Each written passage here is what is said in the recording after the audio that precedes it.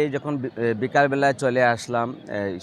সিলেটের সুরমা নদীর পাড়ে একদম সেখান থেকে আমি দেখতে পেরেছি যে পানিগুলা যে বৃষ্টির কারণে যে পানিগুলা দিন দিন বেড়ে যাচ্ছে। এখন পর্যন্ত সিলেটে কোনো এখানে আপনার কোনো ধরনের আপনার কোনো বন্যার কোনো আশঙ্কা দেখা যায় না, হয়তো বৃষ্টির কারণে স্বাভাবিক একটু নদীর পানি বেড়ে যাচ্ছে। তো অসংখ্য ধন্যবাদ জানাই। তো আগে একটা জিনিস আপনাকে আমরা ধারণা করে দিই, এবং আপনারা যখন আপনারা নিউজ করে থাকেন এবং সিলেটের প্রতিটি অঞ্চলে প্রতিটি জায়গায়,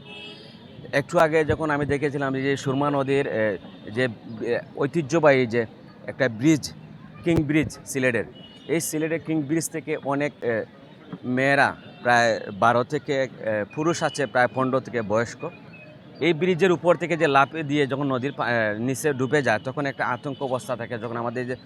দর্শক যারা আছেন তারা বিকালবেলা একটু রেস্ট নিয়ে চা খাওয়ার জন্য এখানে আসেন,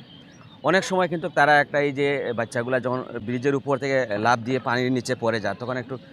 একটু স্বাভাবিক একটু ভয় থাকে, কারণ যদি কোনো একটা ঘটনা ঘটে যায় তখন কিন্তু এই যে পর্যটন